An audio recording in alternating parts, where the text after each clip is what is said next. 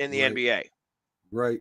The only thing you worry about maybe is the seeding, and it doesn't really matter as long as you make that magic 8, right? As long as you're in that 8 and that 8 team that can make the playoffs, you got a shot. As we saw over the past couple of years, you have 8th place teams coming up and challenging for the championship. So I agree with you there, Pags.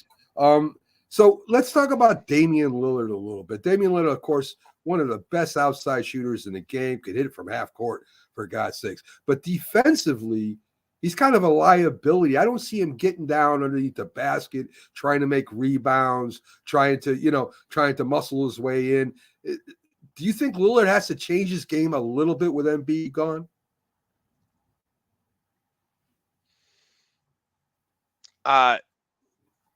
Why would Lillard have to change his game with Embiid gone?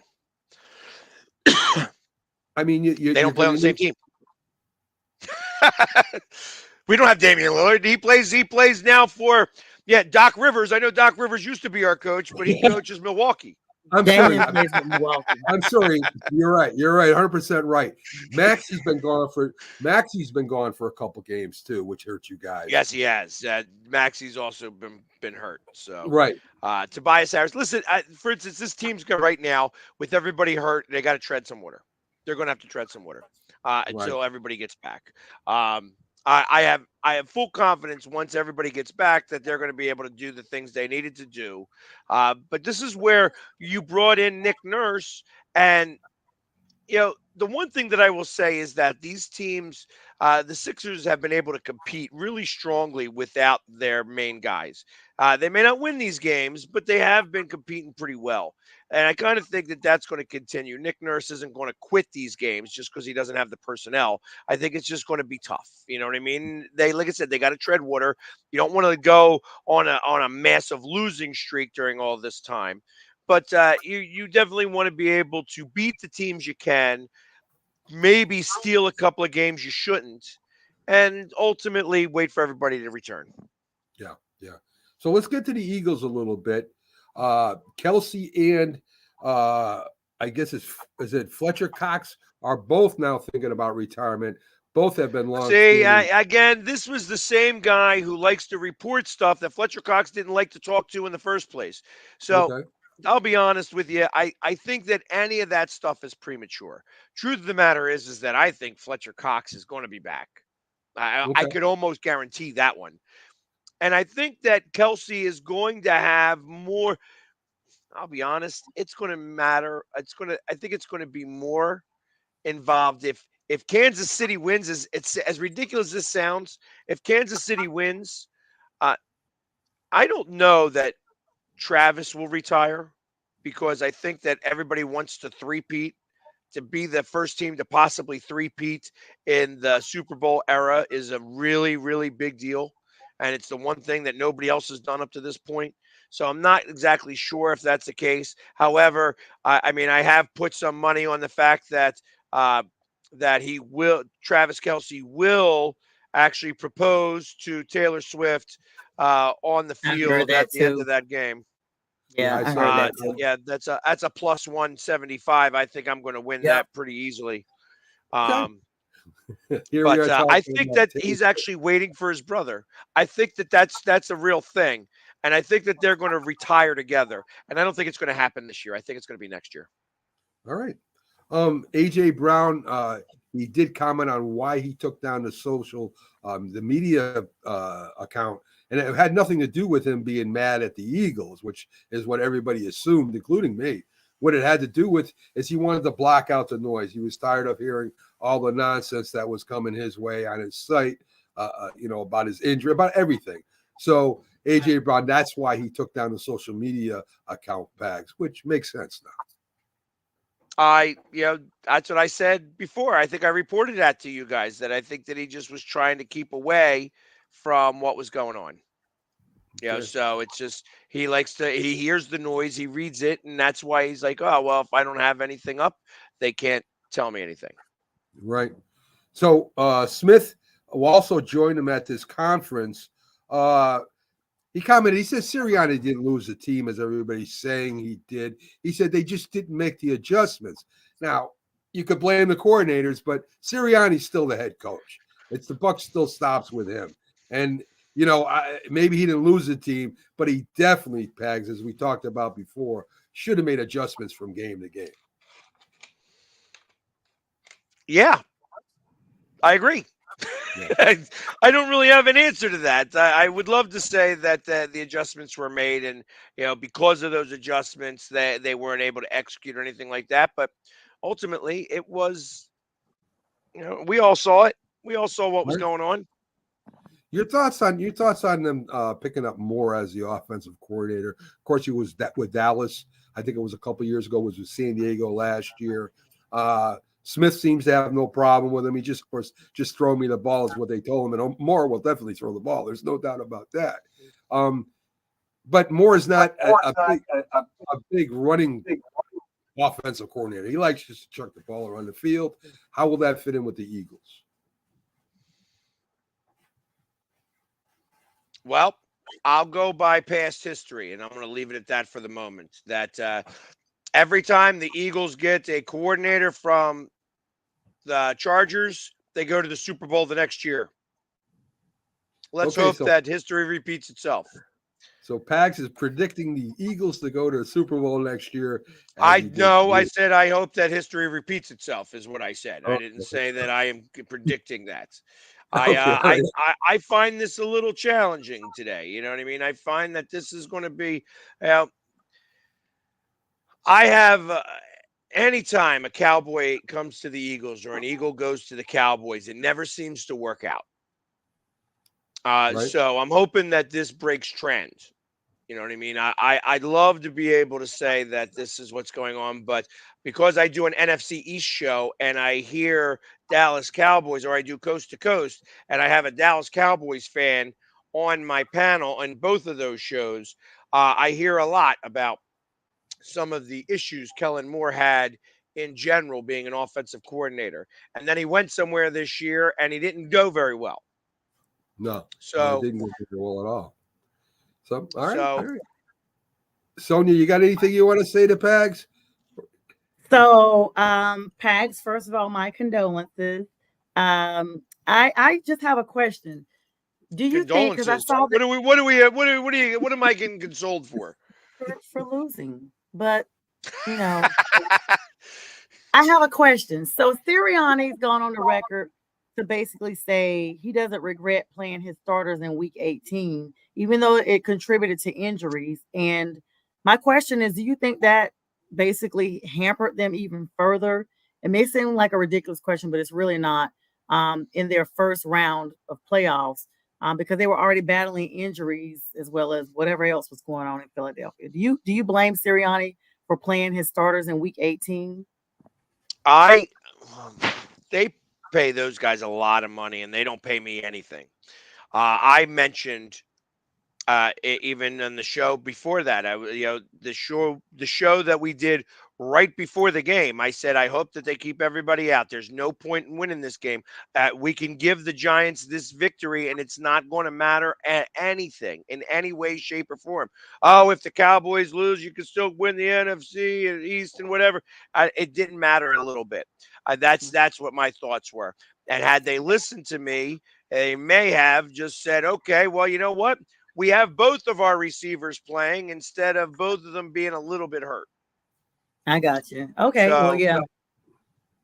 Because the trajectory is normally no one plays, when they're like you said, like it makes sense of what you said. There's nothing going to matter with them holding them out. So yeah, sometimes that's true. Sometimes it's not. I mean, I know a lot of teams that play their starters even when they're going to the playoffs just to keep them fresh and keep them competitive, and they do care about winning even at the end of the year.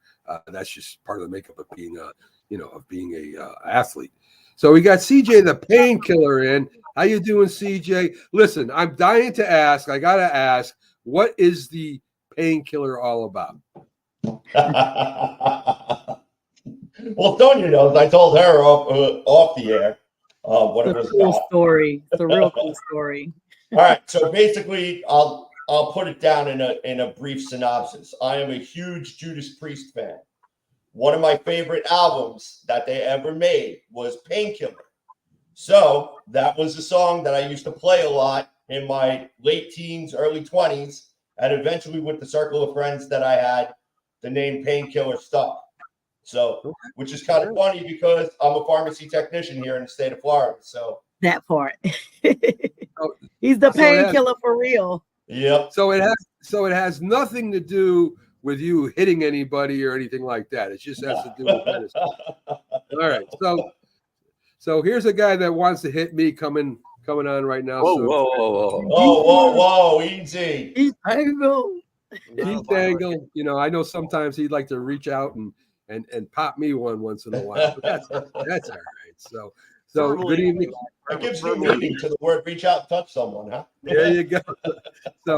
So good evening, Keith from TGI Sports. We're going to get to CJ. We got a lot of hockey to cover. We're going to do that, and then some Jet news for Keith. I got some, believe it or not, we still have Patriots news, Belichick news, and the thing. And of course, we're gonna talk about the Knicks and how good they are and how bad Philadelphia 76ers are, also how bad they are. So that will be enjoyable, just to make Pags flip out a little bit. So Keith, Belichick warns other coaches not to go coach with the Giants. There seems to be a little rift. I love Bill Belichick. He's one of the reasons the Giants won 2 Super Bowls. But he's warning coaches not to go there. And the rift, I think, comes from, and this is me just trying to understand this, I think it's because of what happened to Joe Judge. I think Joe Judge went over there. Bill Belichick recommended him to the Giants, put a good word in for him, and they fire him the first year. And as we found out, Bill Belichick is very loyal to his coaching staff.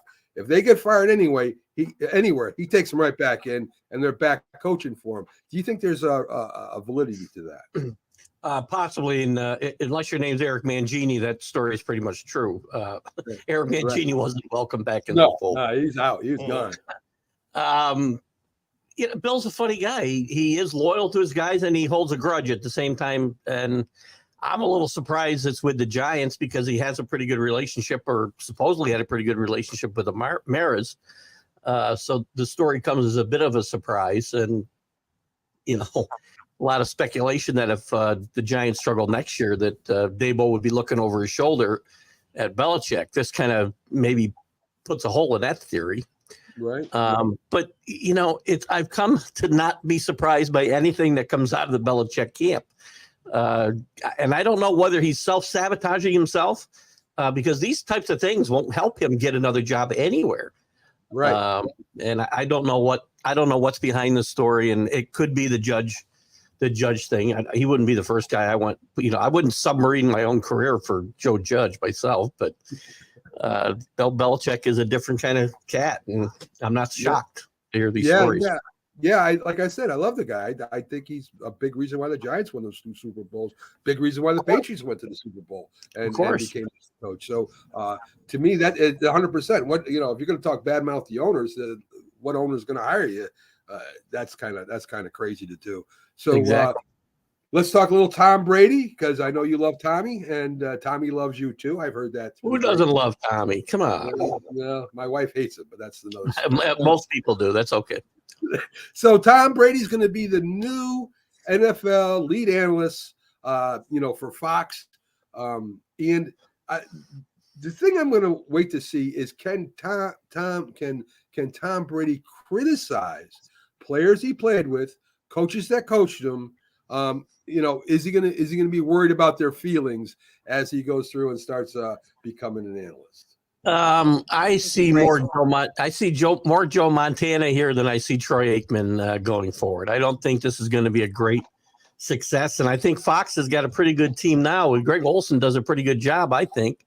Thank you. And I think it's going to be a very difficult spot for Tom Brady coming in here. Let me tell you the problem with Greg Olson. All right, Greg Olson is great if you know football. If you don't know football, an average fan, you have no clue what the hell he's talking about. He starts talking about double level passes and He does. going underneath, and once he starts talking like that, you lose most of the fans, and they have I'm Googling everything. Well, if guys just want to listen to babbling all day, they can turn on Tony Romo. They don't have to. I knew that was coming. I knew that was coming. He does laugh. Sounds like he has lasagna stuck in his mouth. He gets paid by the word, I think. Tony Romo, but he does have a good time. He laughs a lot. He does have. So at least he has fun, and that's very important when you're doing something. So okay. So let's now get to the Knicks.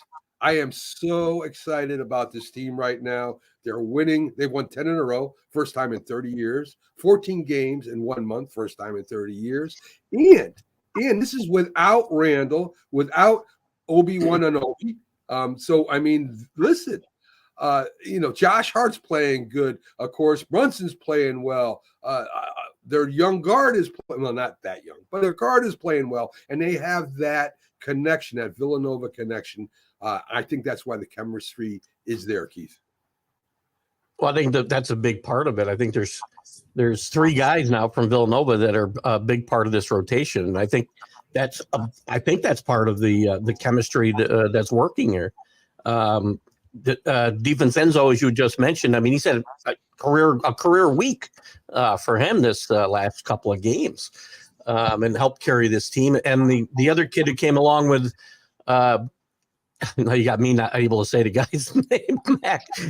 You got me thinking Obi-Wan Kenobi, and I got to stop. So let's call Obi-Wan. That's what we're going to call him from now. We call him Obi-Wan. All right, that's good. The kid who came over at Obi-Wan, I cannot say his name either. Had a great night last night as well. Yes.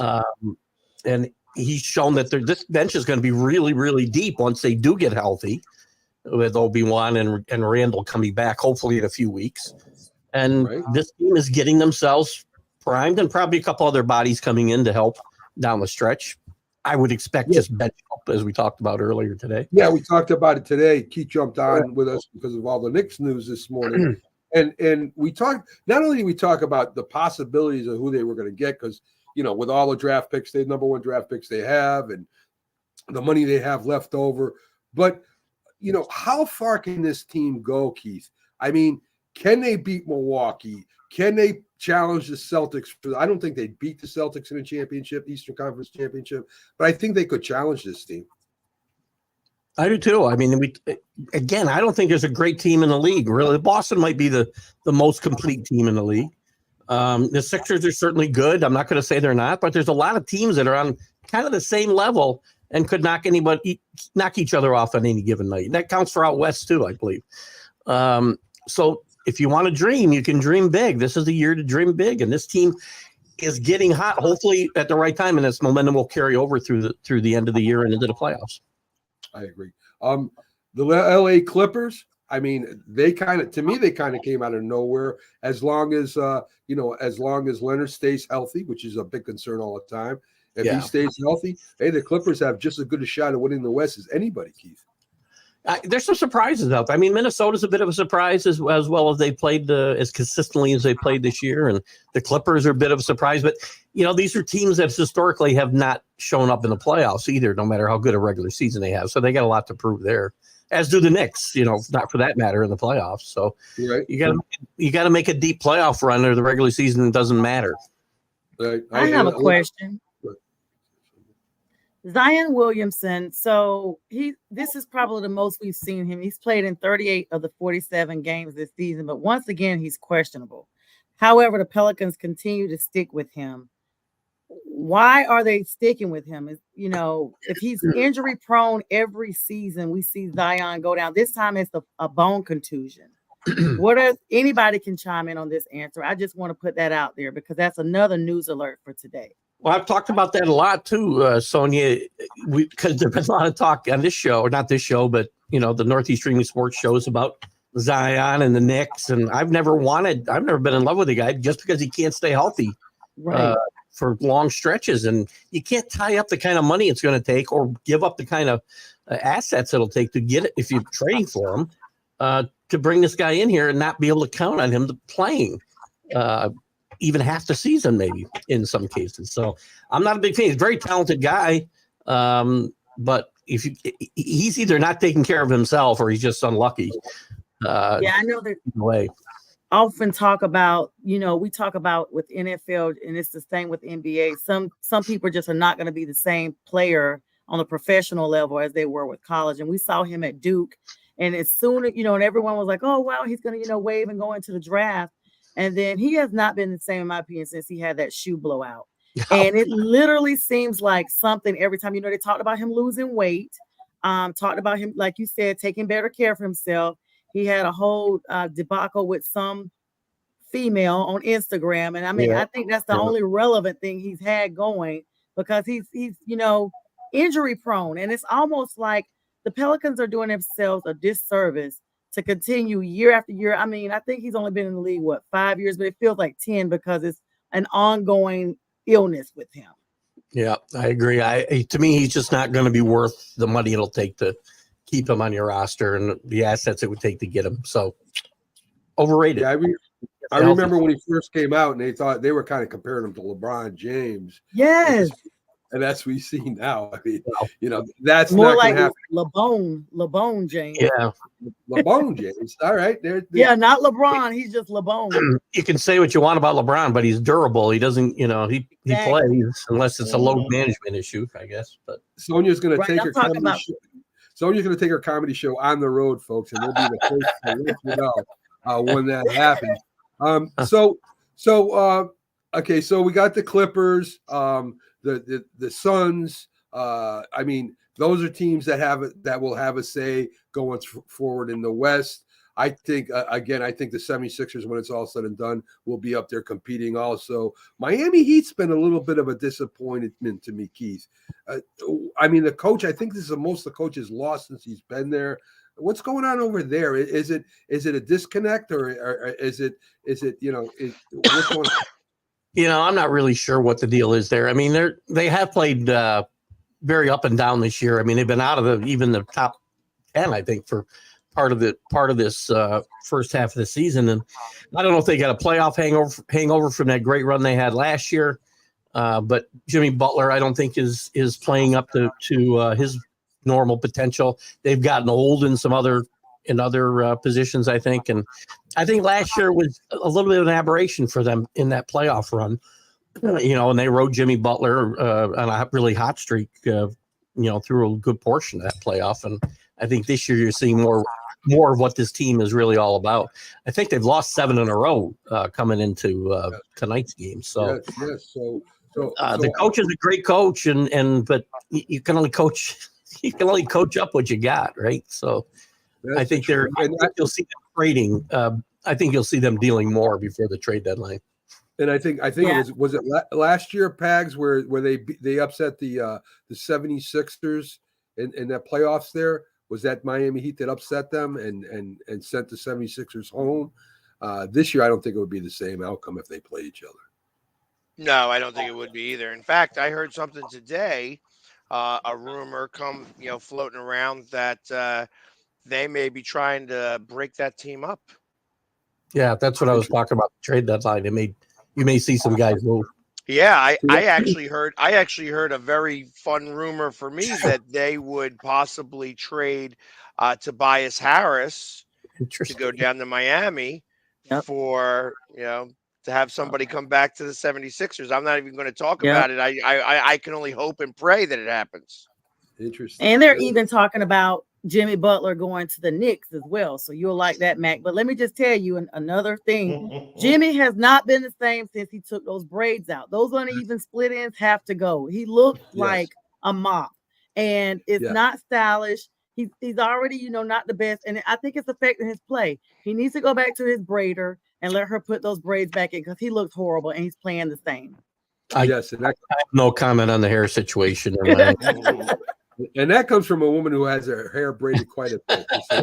I don't think Jimmy Butler would fit with the Knicks. You got Brunson, and you already got basically the same player. So maybe he does go to 76. Yeah, he would fit really well with us. Yes, he would. Bags is like, bring him on. I'll be honest. I think it would change our team to the East contender. Like that, they would be the ones from the East. If Jimmy Butler came back on this team right now, and whether they trade Tobias Harris or not, and I think that they would trade Harris because his contract is up. So you'd wind up being stuck with Jimmy Butler's contract, but it would absolutely make the Sixers the leading team to win the championship. I can say that. Embiid, you got Jimmy Butler and Damian Lillard too. Let's not forget about him, Pags, even though he's not with you guys. So anyway, right, exactly. Hey, listen, he if he scores for us, I don't care where he plays. I messed up earlier. Said he's actually played with Tom Thibodeau before, so I thought I missed a big deal today or something.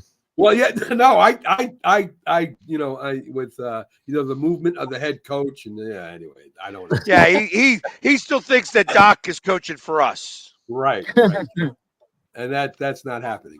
So we're kind of saving CJ here for last. We do have some Jets news, believe it or not, CJ. There's interesting. There's anonymous sources again, able to speak freely, and they're talking about the Jets. Well, first, the head coach has Aaron Rodgers on his screensaver on his phone there of him coming out of tunnel with the flag. So that's one of the things going on. They say that I don't see zero issue with that. Okay. Joe Douglas is gone, right? Joe Douglas parted ways. That's good for you guys. No, Joe Douglas, as a matter of fact, is still the general manager of the New York Jets. It's actually assistant general manager Rex Hogan, who was actually dismissed. A few weeks ago, the news came out last Wednesday that it happened. Well, it actually came out today, courtesy of Rich Cimini, but apparently he's already been gone for a couple of weeks, and the story is just being put out now. Rex Hogan was one of the people, along with Woody Johnson, responsible for the drafting of Zach Wilson. And I'm sorry, but Zach Wilson was a 3-year, failed experiment, and which 2 out of those 3 years actually cost the Jets playoff spots. So, they need some consistency at the quarterback position. There was something that I actually floated on Sonia's show yesterday, which I'm actually going to bounce off of you guys because I'm curious to hear your thoughts. I know Mr. Keith Engel knows very much about Zach. What's his name there? Zach Jones or Mac Jones. Mac Jones. There we go. Mac Jones. Mac Jones being very unhappy with the way that he was handled within the Patriots organization. As a matter of fact, even going and saying that he was actually envious of Zach Wilson and the way that the New York Jets handled his situation because they were more upfront and transparent about it. And he even went on to detail in the fact that Belichick at one point would not even speak to him, would not even speak to him during quarterback meetings, would not even speak to him during practice or even during that's week 12. That's week 12. Right. So my just wise ass suggestion, as I always love to throw some crazy stuff against the wall and see what sticks, was if I was Mac Jones, I would tell my agent to force a trade to the New York Jets. Well, sit behind whatever veteran that the New York Jets are going to bring in to back up, have him learn from Aaron Rodgers, and actually have him sit and hold a clipboard and learn. Okay, and then once Aaron Rodgers decides to ride off into the sunset, whether or not the Jets win a Super Bowl or not, you could give the keys to Mac Jones and let him torment the Patriots for the next decade. I would hate to see that. Listen, you're absolutely right about Mac Jones being unhappy with being stuck in the middle, which he basically was between Belichick and the Crafts for the last 2 years. And he got jerked around by the entire organization, not just the coach, who did a good job of it himself, but I think the owners didn't do him any favors either. With their feud with the head coach and him ending up being in the middle of it. I don't think he's in a position himself to force a trade. He may very well get traded. If the Patriots trade him, I'd be shocked if they trade him in the division and have to see him twice a year if he were to become what they thought he would become. Plus, there is a school of thought that they still want to try to rehabilitate him in New England. Whether that's possible under a new head coach, we'll have to find out. But I think anything's possible. I mean, he wasn't a bad quarterback. His rookie year, he actually did fairly well. Problem was that they decided to dump the offense. Well, Josh McDaniels decided to go and take a head coaching job, and then, Bill Belichick just pretty much got any buffoon with a pulse to come on in and run the offense.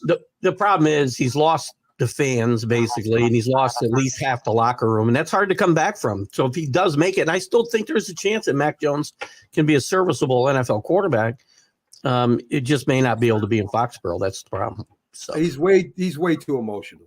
He's way too emotional to be a leader on a football team. I think the same thing with Jackson. I think Jackson's too emotional to be a leader on offense. He's more like a linebacker mentality than he is a quarterback mentality. Mac Jones is not that. Mac Jones maybe he needs some help, Keith. Maybe he needs some place to go to get him confidence, because he seems not to have confidence anymore on the field at all. Sports psychologists are very big today, so I don't doubt that he isn't looking in that direction. I mean, just the fact that he's emotional, I don't think, really disqualifies him from being able to be a great quarterback.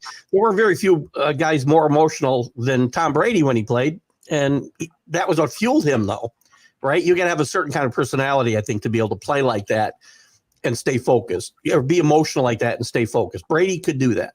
But I never saw Brady walk off the field and he got fired up. It was a different kind of thing. It's not the same to me. I mean, yeah, you go yell at the offense. Mac Jones didn't yell at anybody because they probably yelled right back at him. So, Mac Jones did a lot of yelling last year. He got in trouble last year because he did yell at the sideline, yell at the coaches. That was a big thing last year. Mm-hmm. This year, you're right. The body language got to be pretty bad as they left him out there to get, it just got uglier and uglier. Yeah, it sure did. So CJ, I give him a lot of time here, and he brings it right to Mac Jones. I don't know why, but that's okay. Thank you. We went. You gave Keith some more time. So anyway, again, back to what we were saying. The head coach is a paranoid guy. The players, there's a lot of excuses being made. I mean, they just went, whoever these guys are, went off on the Jets team and organization. Rodgers says things have got to change. He's been saying that for, I think, 2 years now, that things have got to change, or and of course that has to do with the offensive line, blah, blah, blah. We talked about Rodgers maybe having too much power before CJ. We have had that discussion. So, I don't know where the Jets go from now, except trying to rebuild that offensive line. That's where I would go. Well, that's the first place where they have to start. And, until you rebuild the offensive line and get a couple of more skill position players for Aaron Rodgers, your offense is unfortunately going to be stuck in neutral. Now, on the defensive side of the ball, you're going to have to make some tough decisions because CJ Mosley's probably liable to get cut. You may end up having to trade a John Franklin Myers. You have to find out if Al Woods would be able to come back, considering that he had a season-ending injury. So there's still a lot of things that need to be addressed within the New York Jets organization. I mean, for me, it all starts and ends with the offensive line, in my opinion, because if you do not have a serviceable offensive line that can at least play, to mid-level, then your offense is going to be non-existent. I've been watching the Jets offense be non-existent for 3 going on 4 years. It's getting ridiculous now. Every year we're either 30th, 31st, or 32nd in the league in offense. It's pitiful. It's a disgrace. The fans deserve better. And it's time for somebody to get up off their asses in the New York Jets organization and do something about it. Now, you guys heard me come on here and give Joe Douglas and Robert Saleh credit. They took all the bullets during the end of the year. Well, what exactly are you going to do? How many more excuses are you going to put out there? I mean, you even have Garrett Wilson having a closed-door meeting with Robert Saleh and Joe Douglas, and at least them giving him the freedom to be able to vent his frustration about the tough year that he had. But even though he considers himself he had a tough year, he still had over 1,000 yards receiving. And this was with a carousel of quarterbacks. Now, just imagine if you actually have a 100% healthy Aaron Rodgers, regardless of that he's going to be 40 years old. If you have an offensive line that can protect him, that can allow him to get the ball out, Garrett Wilson could probably be one of the top receivers in the NFL, hands down. But he can't do it by himself. You need a supporting cast. Alan Lazard cannot suck. Okay, plain and simple. So, I mean, Jason Brownlee, maybe you give him more reps. Xavier Gibson, maybe you give him more reps. You know, Erwin Charles, he was a guy who started coming on late in the year. Maybe you give him more reps and he finds a way to get onto the 53. You have to do something because for me, for as long as I've been a fan of this team, enough's enough. Plain and simple. Okay. So let's get into some hockey here. We got some Ranger news, Islander news, and we also got some allegations of sexual assault to talk about. Take that away. Go ahead. Oh, man. Well, starting with the New York Rangers news, obviously right now they are on the All-Star break. The two Rangers that were selected were Vincent Trocheck and Igor Shesterkin, although I feel like that the wrong goaltender got selected to the All-Star game, but I'll leave that for another time. The Rangers have problems. And really Zibanejad. I'm a big Zibanejad fan, even though I hate the Rangers. I love Mika. Mika is my guy, let me tell you. I can't wait for his contract to come up because I'd love for the Flyers to steal him. I think I don't think the Rangers let him leave the building. I really don't. I think he's going to retire in New York Ranger. He loves it in New York, and I think it would break Chris Kreider's heart for Mika to be let go. And as much as I hate the Rangers, I like I said, I love him as a player. Yeah, he's just an absolutely phenomenal player. But again, he's going through a slump. Shesterkin's going through a slump. Right now, you have Trocheck and Panarin carrying the team. Jonathan Quick is their best goaltender right now. Shesterkin is struggling. I don't know if it's an injury issue, if it's a mental issue, if maybe they need to get rid of Benoit Allaire and bring in another goalie coach, but they need to figure it out. And they took a major hit with the now full season loss of Filipino. So which means now, guess what? You need not one but two centers, and you're probably going to need, if not one, but two more defensemen because Jacob Trouba got suspended.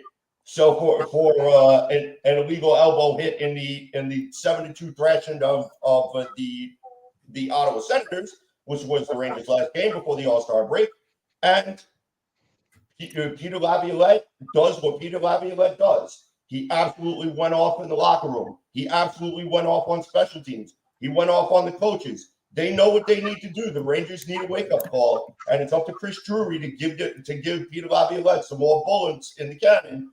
Or I tell you something, Rangers may make the playoff, but they may be one and done, just like they were last year. So, real quick question for you on that. The one guy that you said that's now out for the full season. I heard about that. Is that like how do I put this? A Tampa Bay Lightning injury where he'll be back for the playoffs, and the reason why he's out is to be able to clear the cap space. No, he practiced with the Rangers. I believe it was Monday morning, and he was on the ice for no more than 15 minutes when he collapsed. And it took a couple of players to get him over to the trainer's bench and also to get him into the locker room. So that's when it turned out when Peter Laviolette revealed it to the media that Philippe suffered a little bit of a setback. At first, it was reported that he had an upper body injury that some thought maybe it was a fractured sternum. Later, it turns out that it was a concussion. So it could be that he may be dealing right now with post-concussion syndrome, and he is not fully healed. So it's the best thing for him, and especially with hockey being a very high-paced, fast-action contact sport, he needs to make sure that everything is intact before he steps out onto the ice again, especially with contact. So I think it's better that they put him on the shelf, let him heal, but you need to fill that gap now. So it's going to be interesting to see exactly how Chris Drury will be able to do that. I have a question, CJ. So we saw that the Oilers, Bruins, and Jets needed legends to come in and help them navigate a deep playoff run this year for the playoffs.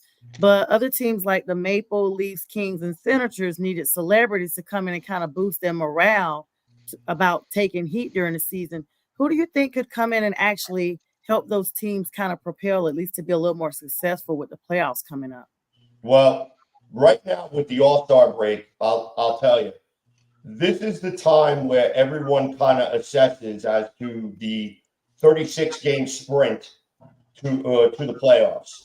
Now, mind you, March 3rd, I believe, is the NHL trade deadline. So you have a lot of teams that are going to determine within the next 4 weeks or so whether or not they're going to be contenders or whether or not they're going to be pretenders.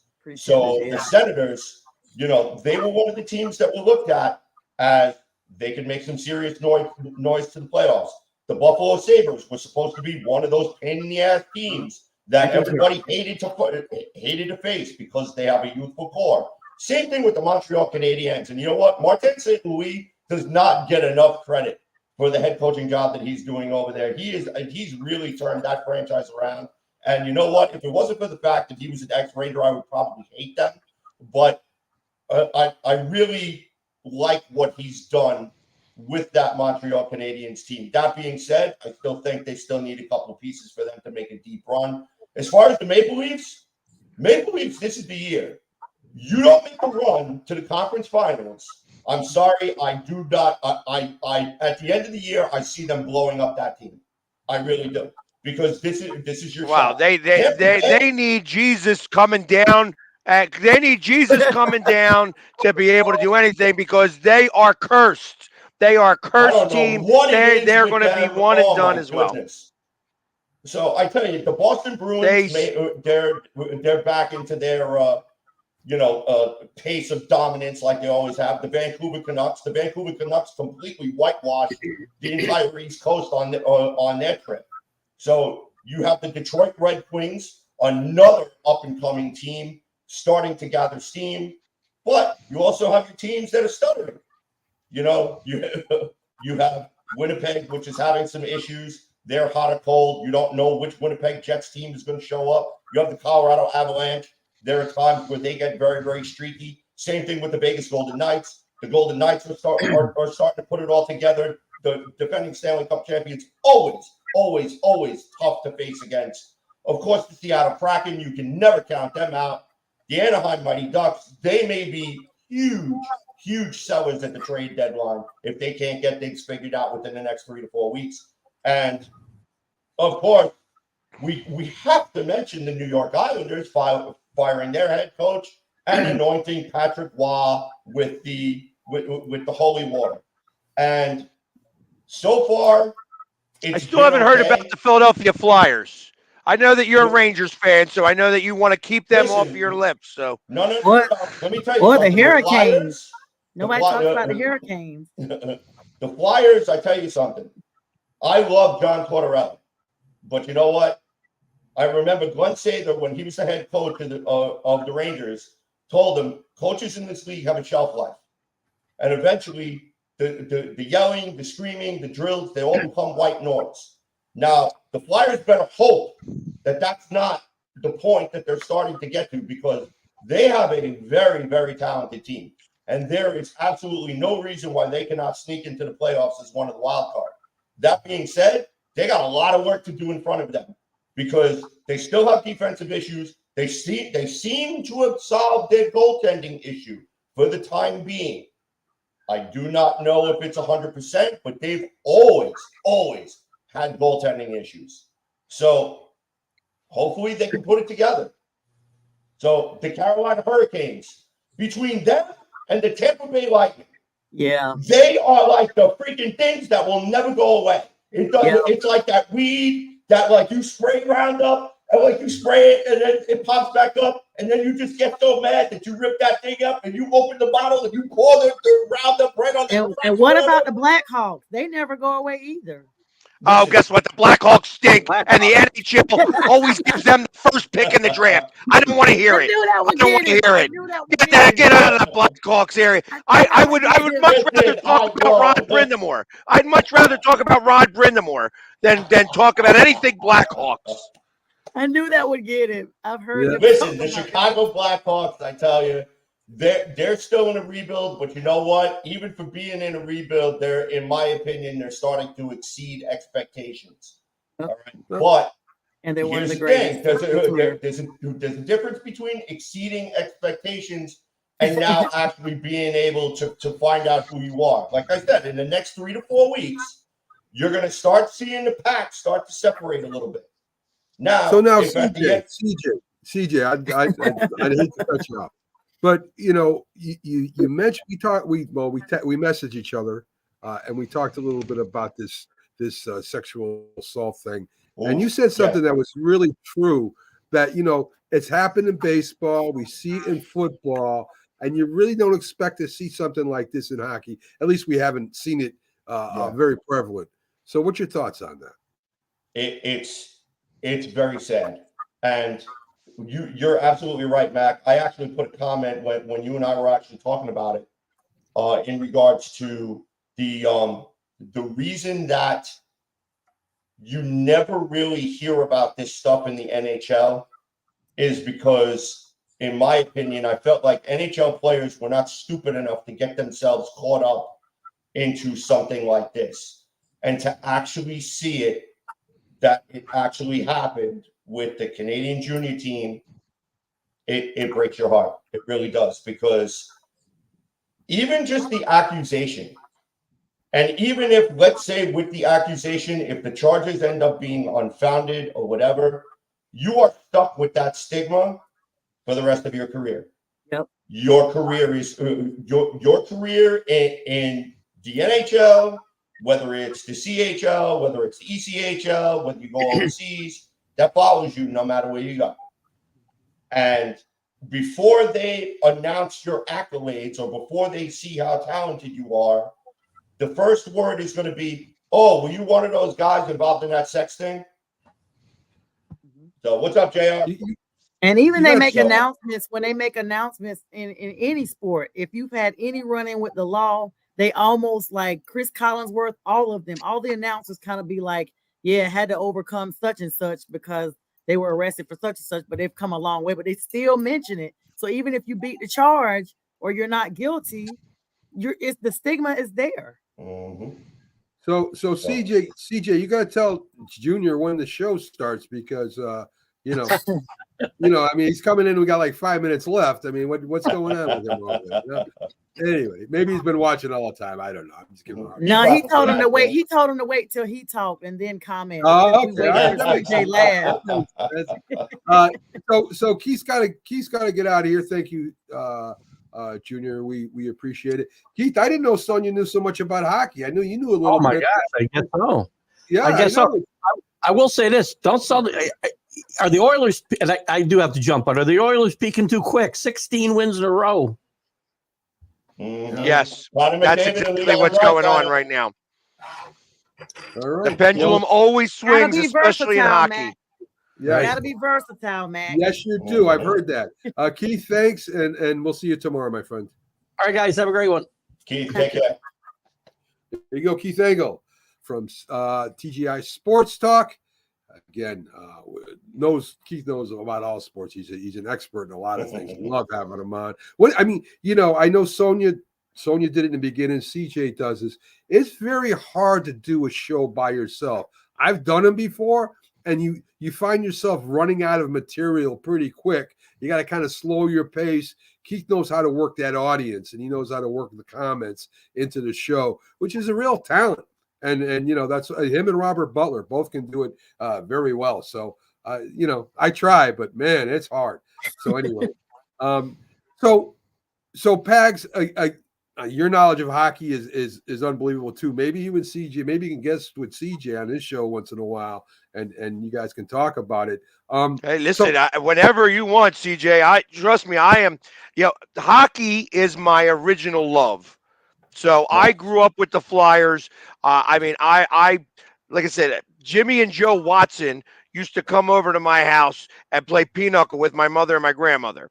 So that's how far back I go with hockey. Like I said, hockey taught me how to be a fan for all the other sports. Nice. Yes. Yeah, he was. Yes. He was very much involved with the Flyers at a very young age. So, that's pretty so cool. Yeah, that is cool. That is cool. So, let's go, Cats! Get that out of here, the Capitals. Come on now. Hey, you got everybody got their team. Not much going on in MLB that I've seen anyway. There's still trade rumors running around. Hey, real quick. I got something for you guys real fast. Since we're going to go a little bit over since the NFC East show is not happening today. There was something that came out over the last couple of days that I heard about the high school basketball team in Maine. I don't know if you guys have heard about this. This basketball team has caught the ire of like the government in Maine, that they're talking about possibly putting sanctions on this team because this basketball team, this high school basketball team, is beating other teams too badly. So and I want to know what you guys think about that. Oh, wow. I didn't know about that. Yes, it was out there. I saw that too, Pags. It's very interesting how a government wants to baby kids, isn't it? It's something new, not at all. I mean, listen, you go out, you play the game. I can understand to a point if they're like, Pop Warner midgets, sometimes they have those, you score so many points, it's done. Mm-hmm. Once you get in high school. Yeah, it's the mercy rule. Yeah. Once you get in high school, though, this is competitive sports. The whole idea is to win the games now. And to me, I coached to win. I didn't care what level I was on, but just in general, that's the way it is. So for the government to get involved in this, to me, is totally ridiculous. That's crazy. It's helicopter parents. It's all these people that are trying to coddle kids, and that's why the country, and here I go in the country, is the way it is today, right? I mean, that's why the NFL players are the way they are. The kids are the way they are. They expect everybody to do for them instead of doing for themselves. And that's why it is so hard to be a coach at any level, high school and up today. I'm glad I'm not in it anymore. I'll tell you that. I really am. So, yeah, Pax, that was a real interesting story. We talked about it today on Coast to Coast for a little bit. I wanted to bring that up and we actually spent a good half hour about it because ultimately the problem is that the team that they played last night, they wound up winning the game by over 75 points. The first time they played, they beat them by over 80-some points. And the principal of that team that lost is the one that's been the one crying and saying we need to put sanctions on these kids and stuff like that. You have a pair of twins that are trying to, that are scoring like 1,000 points for their high school career.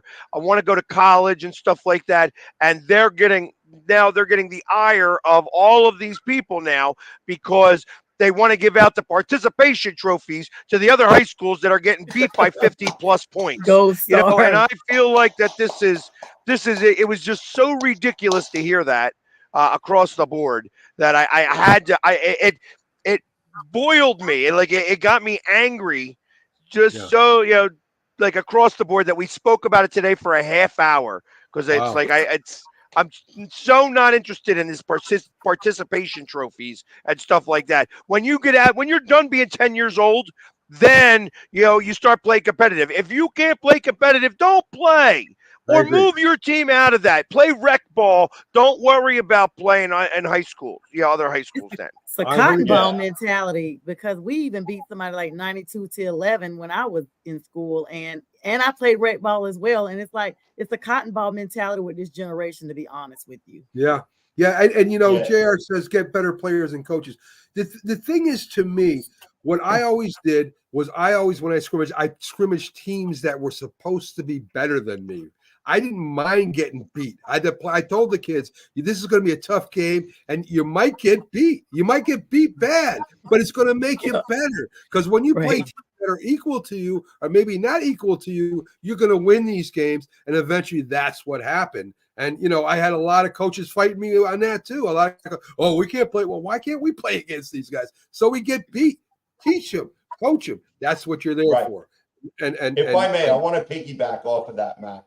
You know, one of the things about competitive sports that I feel like is being lost, and I think it's being lost it's being lost in every single major sport, not only at the professional level, but also at the collegiate level, and now also at the amateur, the high school, the grammar school level. It's coaching for the love of the game, teaching the kids the difference between it's not whether you won or you lost, but how you play the game the same way that we grew up with. And you know what? Good old Herman Edwards said, you play to win the game. And I just feel like that when they started this whole participation trophy garbage, I don't know who came up with this, but whoever it is needs a good smack.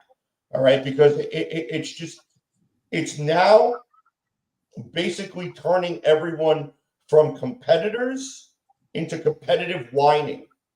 Who could whine the most? Who could complain the most?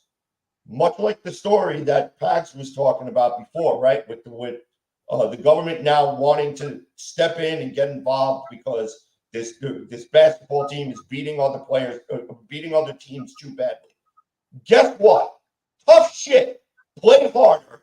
Play better defense. And play the game. You don't play just so that way you can get your name in the paper. You play to win the game.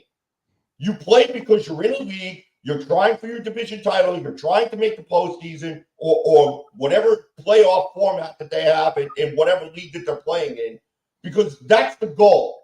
That should be the goal from day one when you step on the field, the court, the ice, whatever. You have to be a competitor. And for whatever reason it is, that's all being lost. And what drove me totally out of my mind when I started coaching was this is for fun. Well, when you're getting your ass kicked by 53-0 almost every game, guess what? It's not fun anymore. Right.